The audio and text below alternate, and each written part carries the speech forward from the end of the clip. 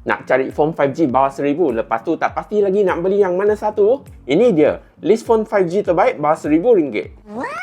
Hai guys, saya Abang Ash and welcome back to my channel.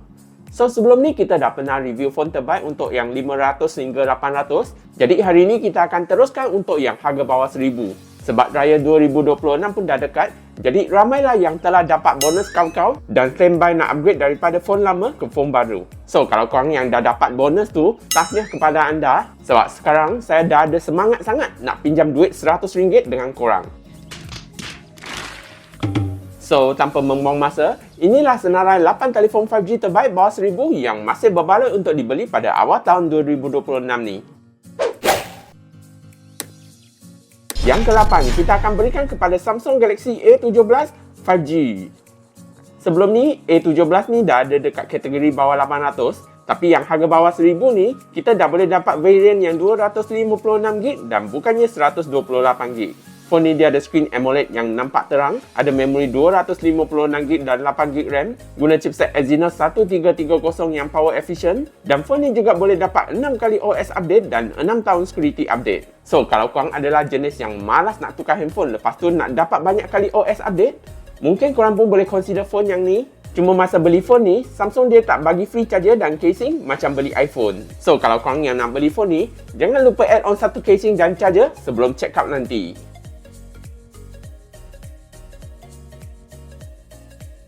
Yang ketujuh, kita akan berikan kepada Oppo Reno 14F 5G.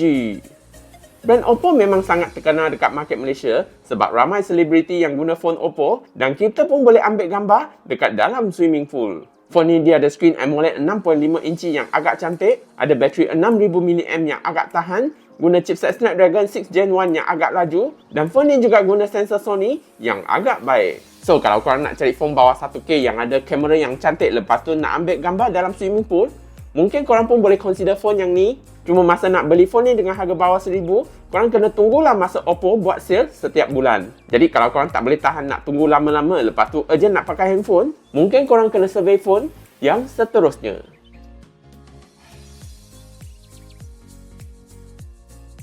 Yang keenam, kita akan berikan kepada Nubia Air. Phone Nubia ni dia ada water resistant yang sangat power. Disebabkan ketahanan air dia memang sangat power, jadi kita pun namakan dia sebagai Nubia Air. Phone ni dia ada screen 1.5K yang nampak cantik, ada memori 256GB dan 8GB RAM, guna chipset Unisoc T8300 yang cukup laju, dan phone ni juga ada IP69K yang tahan air. So kalau korang nak cari phone yang nampak slim lepas tu nak ada feature tahan air, mungkin korang pun boleh consider phone yang ni. Cuma korang janganlah expect tinggi sangat nak performance yang laju macam iPhone Air, sebab ini cuma adalah phone bawah 1000 dan bukannya phone RM5000.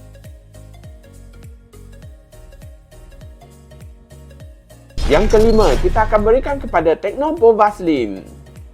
Phone Tecno Pova Slim ni dia ada body yang sangat nipis, jadi saya memang sakit hati lah bila nampak phone ni yang nampak macam wallet aku. Phone ni dia ada screen 1.5K yang nampak cantik, ada memori 256GB dan 8GB RAM, ada bateri 5160 mAh yang lebih besar, dan phone ni juga ada features tahan lasak dan tahan air. So kalau korang nak cari phone yang ada body yang slim lepas tu nak ada features tahan lasak, mungkin korang pun boleh consider phone yang ni. Cuma bila saya nampak phone ni aja, memang saya teringin nak nangis sebab saya akan teringat dekat wallet saya yang kosong dan teringin sangat nak nangis dalam toilet.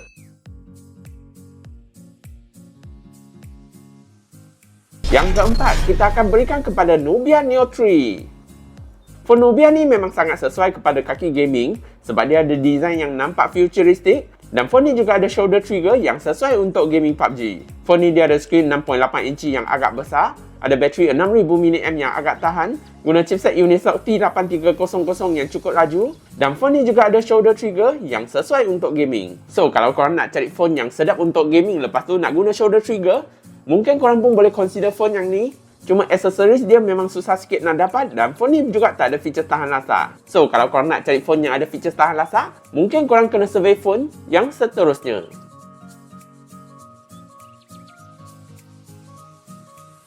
Yang ketiga, kita akan berikan kepada Poco M8 dan Redmi Note 15 5G. Poco M8 dan Redmi Note 15 5G ni sebenarnya adalah phone yang sama, cuma kamera Poco M8 ni adalah 50 megapiksel dan Redmi Note 15 ni adalah jenis yang 108 megapiksel.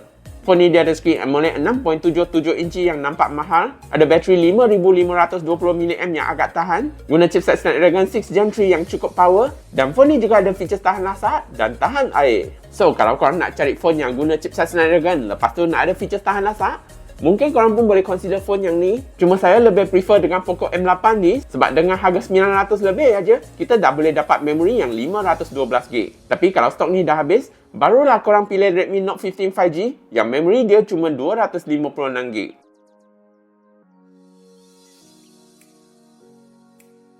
Yang kedua, kita akan berikan kepada Infinix Note 50S 5G.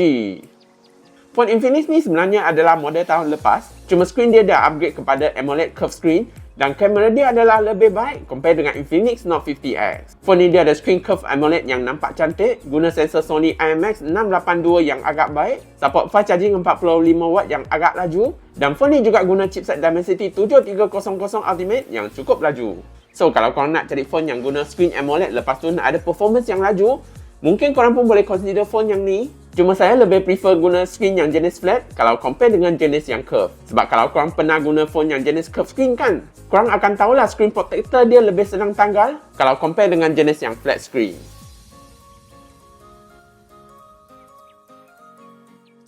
Yang pertama, kita akan berikan kepada Tecno Pova 7 5G. Brand Tecno memang sangat terkenal dekat market Malaysia sebab phone ni bukan aja sesuai untuk gaming, tapi performance dia pun cukup laju untuk kegunaan harian kita. Phone ni dia ada screen refresh rate 144Hz yang cukup laju, ada bateri 6000 mAh yang agak tahan, support fast charging 45W yang agak laju, dan phone ni juga guna chipset Dimensity 7300 Ultimate yang agak laju. So, kalau korang nak cari phone yang ada chipset yang laju lepas tu nak gunakan dia untuk gaming, mungkin korang pun boleh consider phone yang ni. Cuma skrin dia adalah jenis yang LCD dan bukannya jenis yang AMOLED. So, kalau korang nak phone yang guna screen AMOLED tu, korang boleh pilih Infinix ataupun Redmi. Tapi kalau korang nak cari phone yang jenis flat screen, Pova 7 5G ni dia ada specs yang lebih balance dan screen protector dia pun boleh tahan lebih lama kalau compare dengan jenis yang curve screen tu.